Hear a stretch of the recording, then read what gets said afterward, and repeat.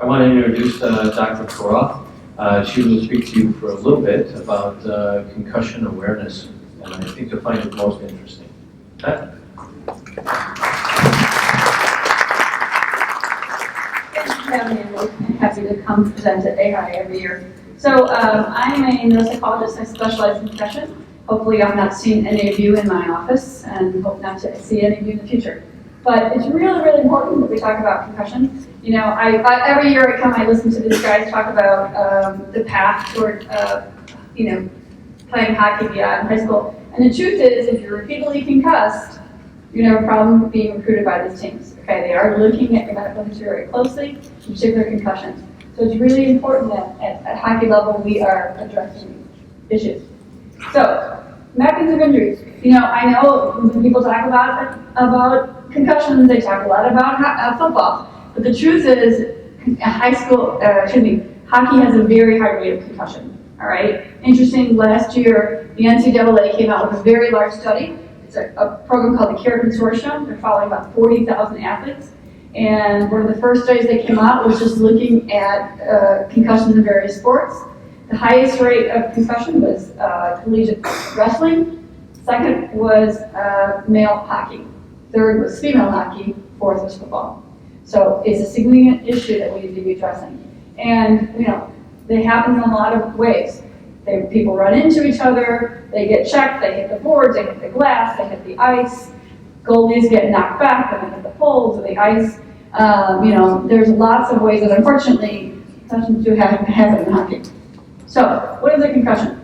Concussion occurs when there's a blow or force to the head that causes mental status changes. So that means confusion, problems thinking, slowness, disorientation, memory loss.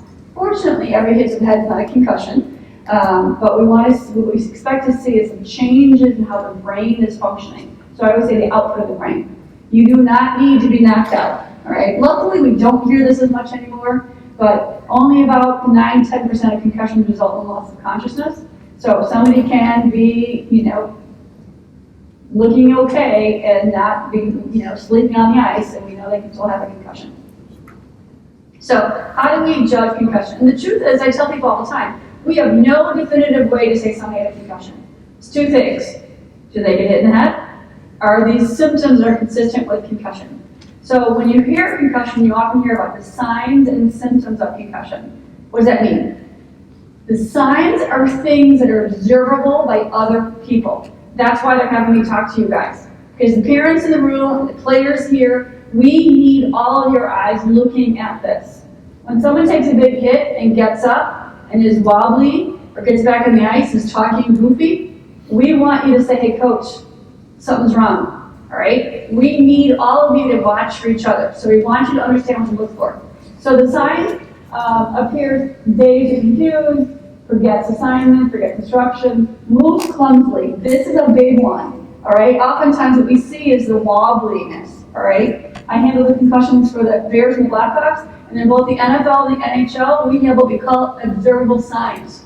And one of them is imbalance. It's one of the quickest things that will get you pulled from the ice or pulled from the field is if you are wobbly, right? Appears the question slowly. This is a big one. Coaches, if you're talking to a kid and he's looking at you and he's slow to respond, might be a concussion, all right? People talk all the time about just having slowness in thinking. Is loss of consciousness, even briefly, shows mood, behavior, personality changes. This is another thing that people don't talk a lot about, is that oftentimes we can see kids who are just acting oddly. They can be overly agitated, overly emotional, overly silly, right? They're just acting oddly. And that's why, as coaches and teammates, you know these kids. So you're the best one to say something is different about that person, all right? And the symptoms are those things that are reported by the athlete. So the athlete says, I have a headache, I'm dizzy, I feel confused, I feel slowed, I'm nauseous, I'm sensitive to light and sound, I have ringing in my ears, and things are blurry. All of these things can be indicative that they've in fact suffered a concussion, right? So you often have heard the phrase, when in doubt, sit them out. We cannot stress this enough, all right? We don't, like I said, we don't have a definitive way to say, look at someone's had a concussion. If they took a hit, any signs, any symptoms, they need to be removed from play. It doesn't mean that every time they in fact had a concussion, but you have to give us an opportunity to take a look at them and make sure that they're okay. All right? So that's when in doubt. I don't know, I'm a coach, I don't know where my kids, if the kid had a concussion, I'm just gonna pull them to be safe, right? And I know that sometimes in the heat of a game, that's really hard to make the decision. Coaches have a lot of things going on, and that's why we need the teammates to point these things out, and we need the coaches to say, no, you're gonna sit, get off the ice, we're gonna have someone take a look at you, all right? And the reason that this is important, and this is one thing the athletes need to understand, the most dangerous thing is when you have a concussion and you continue to play and you take more contact to the head. That's when it's dangerous, all right? And what we know is that also kids who have concussion and they continue to play, go back to play too soon, their brain is vulnerable to contact. What we don't want you doing is getting hit in the head again, because we see is those symptoms can increase significantly and take longer to recover. I say to athletes all the time, be smart about this. Let us know you had a concussion, we'll manage it, we'll get you back safely, and this will be behind you. The worst cases are the ones, the kids who say, yeah, I knew something was not right, I continued to play, didn't tell anybody, and then I took another big hit, right? We also see that there's interesting research that suggests that there's a higher rate of orthopedic injuries when kids are continuing to play with concussion or going back too soon, because your game is off, right? And you guys know this, hockey is a fast-moving sport. If your game's off just a little, you're more likely to get hurt. And you're more likely to get an orthopedic injury, a broken collarbone, a separated shoulder, or something. So it's really in your best interest to make sure that you let us know about any symptoms so we can check you out and you have a concussion managed appropriately. All right, so what do you do if a concussion is suspected? I'm a big fan of athletic trainers. They're well-trained medical providers that are often available at tournaments. I wish they were available where I'm at games and practices. But if you have an athletic trainer, you have a physician available at the time, have them checked out. If not, we recommend you call your pediatrician, you call your primary care doc and ask them what their protocol is, have a nurse triage, whatever it is, have them walk through the questions to see if they feel like they need to go to the hospital. If the symptoms are more severe, go to a local emergency room. People often ask, well, what am I looking for? Not everyone who has a suspected concussion needs to go to the emergency room, but there are certain things that we want to look for. The basic, easiest way to say it, if things are getting worse. Most of the times you pull a kid out the ice, they get home, you start to feel a little better, the symptoms are staying the same. If someone is saying, my headache is getting worse, if they're starting to look more confused, if they're starting to look more irritable, if they're starting to look more tired, you want to go to the ER. Okay, it shouldn't be getting worse. Seizures are very rare, unfortunately, but if there's any evidence of a seizure at the time of injury, you should take them to an emergency room. Slurred speech, repetitive vomiting. We don't worry about someone throwing up once. Kids throw up for a lot of reasons, but repetitive vomiting can be an indication the brain is swelling, so that's why we send people to the ER with that. Looks drowsy, can't be awakened, can't recognize people or faces, increased irritability, weakness or numbness in the arm or leg. We're more worried about a spinal cord injury there. Neck pain, unusual behavior. This one I always laugh. Any loss of consciousness greater than 30 seconds, that's by the CDC. I'm a mom. I have two sons who also play hockey. My husband plays hockey. I cannot imagine my kid laying on the ice unconscious and I'm getting out my stopwatch. Oh no, it's 24 seconds, we're good. Okay, the longest 24 seconds of your life, right? So the reality, any loss of consciousness arrives at the hospital, all right? And also, so you know, loss of consciousness means sleeping on the ice. You're out. Not moving, not talking. I love it when I scare kids. I was knocked unconscious and I have them walk me through the injury and they talk about how they hit the ice, got up and skated off. That you're not unconscious, you're skating off the ice, all right? Unconscious means out. All right, so what do we do? So let's say concussion's been diagnosed. You went to the ER, you went to your pediatrician, whatever, you got a diagnosed concussion. If you hear one thing and you remember one thing from this talk today, please let it be this. This is the bane of my existence as a clinician who deals with concussion. There is no scientific evidence that shutting people out and telling them they can't use their brain and doing all these things is actually helpful in concussion. All right? That's not actually supported by science.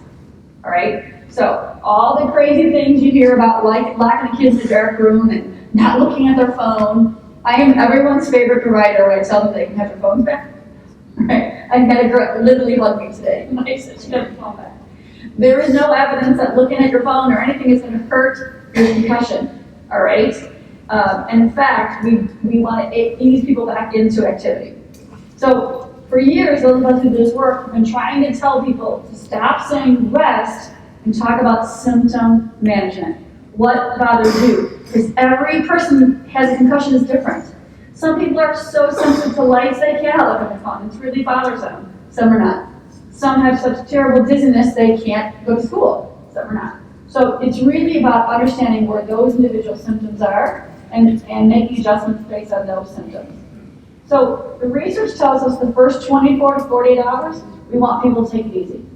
Dial it back. I always say, give me a day or two off of school, sleep some more, all right? The research tells us your brain is using a lot of energy to heal. Take advantage of it, right? High school kids are often chronically sleep deprived anyway, let them sleep. But beyond about 2 days, the research tells us rest makes no difference. It's not about rest, it's about symptom management, all right? So you don't need to isolate them, you don't need to tell them to avoid all symptoms. You have to listen to your body to see what symptoms bother you, okay? And then we gradually increase activity as tolerated. And there's a huge body of research that shows us the sooner we move people, the sooner they get better. So literally on day 3, we start talking about getting people physically moving because it's been shown very consistently to actually help. But as athletes, you're used to moving, and suddenly shutting somebody down for days or more, sometimes weeks afterwards, causes other symptoms, all right? And we want to get them back in school, particularly if you're a high school kid, you know how quickly high school moves. It's really, really hard to be out of school, and kids start to get overwhelmed and buried. So we try to find this balance of protecting their grades, not having them feel so symptomatic, and getting them back in school so they're not getting overwhelmed, all right? I write letters all day long about special accommodations in school, all right? So how do we, what to expect if your kid has a concussion? Generally, most kids, teenagers, younger, recover somewhere between 1 to 3 weeks. Now you're all going to hear the story about the kid who was fine after 3 days. That does happen, that's an exception. You're going to hear about the stories about a person who takes 3 years to recover. That is an exception as well. The vast majority of people, kids in particular, somewhere between 1 to 3 weeks, all right? So I'm telling the athletes for you because that means you're not going to be playing, all right? So I understand that you got injured on Tuesday and over the weekend you got a big game. You're not going to be back for that weekend, all right? You're going to be out minimally at least a week if it's being done right. All right? And there's lots of reasons why someone may take longer. The research suggests there's what we call mitigating factors. As an example, people with a history of migraine take a little longer to recover. All right? There's something about the high school age. They tend to be a little slower to recover than adults. All right? People with a history of anxiety and depression take a little longer to recover, etc. So there are legitimate reasons why one person it takes longer than the other. And for the coaches in the room, I want you to hear that, because I hear too often patients tell me, well, my coach is saying, Johnny had a concussion last year and he was back after a week. Why you still out 2 weeks? Because every kid's different. Every injury is different, every recovery is different, right? We have to understand where they're at, all right? Now, if somebody's still having symptoms beyond about 3 weeks, make sure you're seeing somebody who can evaluate the reasons for those persistent symptoms, because there are reasons for persistent symptoms that we can treat. So, how do we judge recovery? It's not simply asking a kid how they're feeling, all right? I always joke that concussion management used to consist of like, hey, how you doing? Good. All right. Okay. We do a little bit more than that, right? We want something. So we judge concussion and recovery in 3 ways. And this is no different from little kids all the way up to pro athletes. 3 things. Asymptomatic, meaning no symptoms. And that means at rest and with exertion. And I wrote here, and we have to believe them, because athletes lie to us a lot, okay? We know they want to go back to play. So I always am asking the parent, are they acting like your son or daughter, right? Are they arguing with their siblings again? Are they complaining because they want to get back to activity? You know, how are they acting? And that's important to know. Their balance and their ocular system has to be normal. You know, any person who's specialized in concussion is going to be testing that. We see a lot of evidence, in particular, it's called your vestibular system is affected in concussion. We want to make a good assessment of that.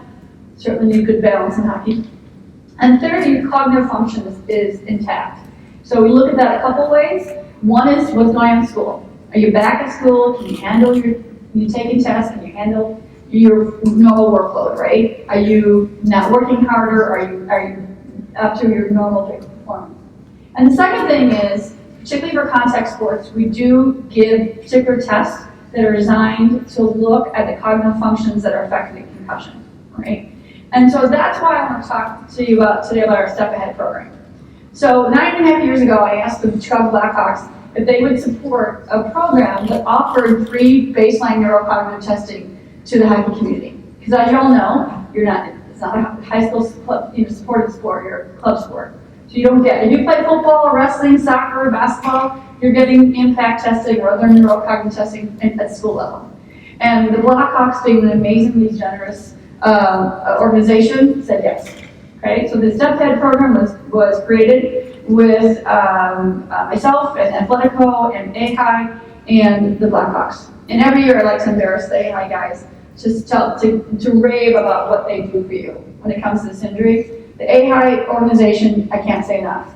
They have been, for the last 9.5 years, have been solely dedicated. These guys, outside of their normal work and their normal AHI responsibilities and coaching, they give a lot of time to this program to give back to the hockey community.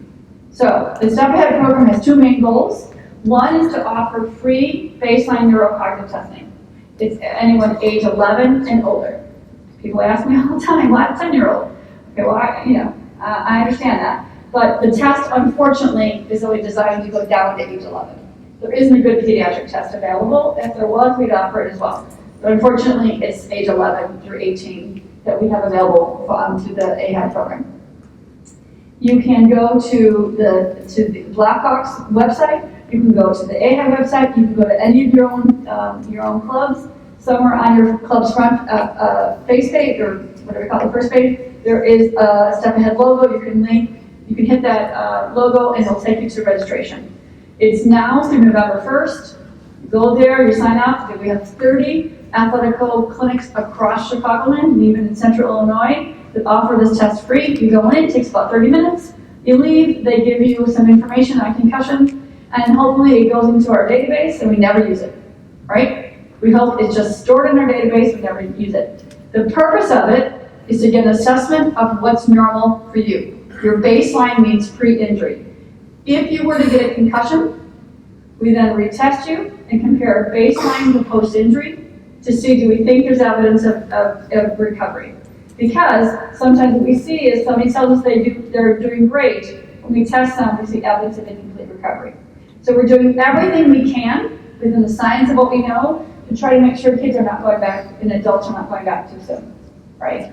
So that's available to you. Every year we test about 1,200 kids, which is great. We'd love to see the number go up because we really do believe it's a benefit to the hockey community that, again, is free, right? And we have raffles and other things we try to do every year to increase participation, right? The second part of the Step Ahead program, though, is also about education. So we do a number of programs every year, Mom's Nights and other things, to try to increase education around this injury, all right? And we're going to talk about some of the other things that we're doing in a minute, because we're also increasing, or we're expanding our program to include other things. So before I forget, people often ask me about prevention, and prevention is a couple things: proper equipment, proper rules, right, and safe play. So we need consistency of that refs are following the rules that are safe for dangerous play. But people ask me all the time about helmets, right? And I love this slide because on the right you'll see a standard football helmet, and on the left you see a standard hockey helmet. When you see the inside of that helmet, are you really comfortable with that? Is it enough protection for your kid? Okay, that was frightening the first time I saw that to me. All right? So the Virginia Tech University has a helmet rating system, okay? And for years they've been looking at hockey helmets, judging them on a 1 through 5 star rating. A few years ago, probably 4 or 5 now, they finally got around to looking at hockey helmets, okay? You generally want your kid in a 4 or 5 star helmet, right? When they finally got around looking at hockey helmets, there were no 4 or 5 star helmets. In fact, there were no 3 star helmets. All hockey helmets were 2 stars or under. So the good news about that is that we really started to light a fire under the helmet manufacturers because the spotlight was now on them. So there have been, the last couple of years, a couple of 4 and 5 star helmets. All right. The sad thing is, I made this slide last year and nothing has changed. There are no new 4 or 5 star helmets, unfortunately, in a year. All right. The difference, and I'm not advertising either of these helmets. I don't have any financial interest in these helmets. I'm just telling you what's out there. I can tell you, my older son, is in the Bauer helmet. All right, it's just a better fit. There really is very minimal difference between a 4 and 5 star helmet. It's really about fit. If your kid fits better in a 4 star helmet, that's better than a 5 star helmet that doesn't fit very well. Okay, but also keep in mind, helmets are not designed to prevent concussion. They're designed to prevent skull fractures and more serious, things like bleeding, hemorrhaging in the brain, okay? But I think you can appreciate that the helmet on the left, that hockey helmet, doesn't do a lot to dissipate the energy away. If your kid falls and smacks his head on the ice, that's not absorbing a lot of energy. And that's the idea, is that these better helmets do a better job of moving the energy away from the skull, all right? But until we can figure out a way to stop the brain from shaking inside the skull, you're not going to get a concussion-proof helmet. So no matter what the manufacturer or the salesperson tells you, there are no concussion-proof helmets, okay? That's a really important thing. But we can certainly do a better job with some of these helmets, and that's important. All right? So back to what I was mentioning before. So I talked about our Step Ahead program. A couple years ago, we decided to broaden our program, and we're calling it a Step Ahead because that's the next step. Because I've been doing concussion work for 22 years, and spending all my life around athletes, I've come to understand, and you can appreciate, it's not just concussions that we're worried about, right? There are other health and safety issues that are very important in sports, and particularly youth sports. And so our Step Ahead program is working to try to address a number of these issues.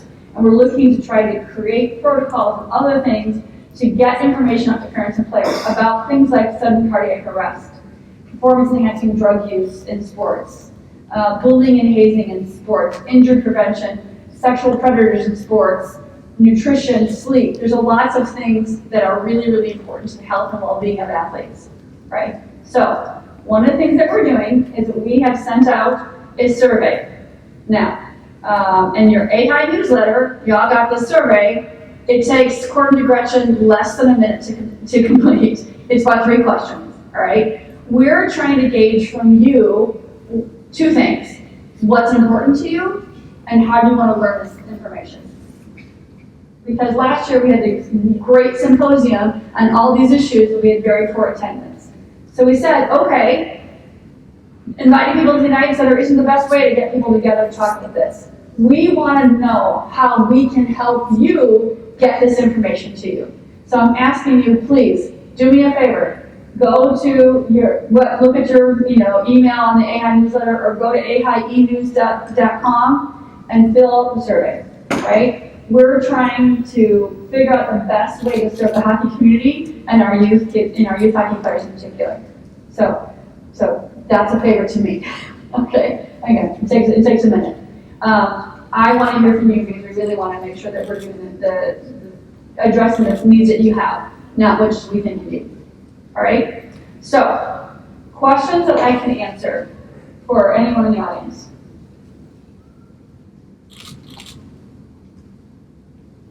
Yes, ma'am. We recommend baseline every 2 years. Developmentally, kids change. Every year is interesting. Every year it becomes a little overkill. I mean, if you wanted to go every year, you're welcome to. If you have a motivated kid, most kids aren't so happy about doing the test every year. And so it's important that you get a kid who's actually trying. So we do recommend every 2 years. And it's free regardless if you do it every 1 year or 2 years, it's always free. Right. Yes, sir. So what if your child has a concussion, they come back within the 1 to 3 week period, everything's fine, you still get a baseline done then? Or do you wait that 2 year period? So a baseline is considered pre-injury. So if someone does have a concussion, we do recommend they wait a few months before they get a baseline. So Okay, so let me reword that. Baseline's already been done. Yep. They have a concussion, 1 to 3 weeks, they come back fine. You wait 2 years to get that done again, or do you want another test done after that? So no, so to clear somebody, we recommend, particularly for a contact sport, we recommend that they then have a post-injury impact testing, all right? So then you're comparing post-injury to baseline. You cannot get the post-injury athletic go. It's not part of the program. You have to go to your healthcare provider. But the idea is that most people, when they are asymptomatic, they don't have these symptoms, and they can handle being on the ice, and they can handle exertion, they can handle them in school, most people do pass neurocognitive testing, but not everybody. And we're really just trying to catch those kids that we think are not, in fact, fully recovered. Plus, we need to catch those kids who are not being truthful, that they don't have these symptoms. So we need some objective measure. So the idea is to reassess them post-injury before we allow them to go back to play. Any other questions? Yes, sir.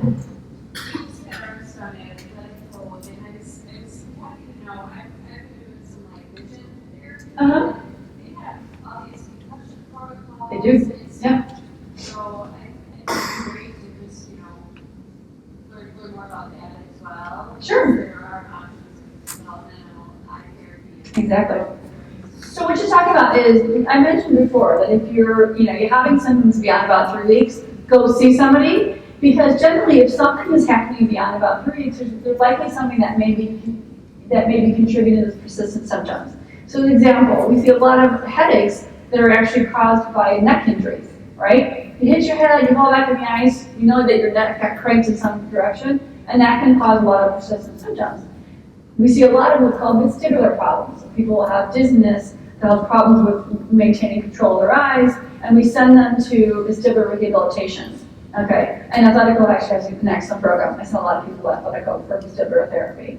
So there are developmental optometrists that work with some ocular motor issues. So there's a myriad of things that we can do post-concussion.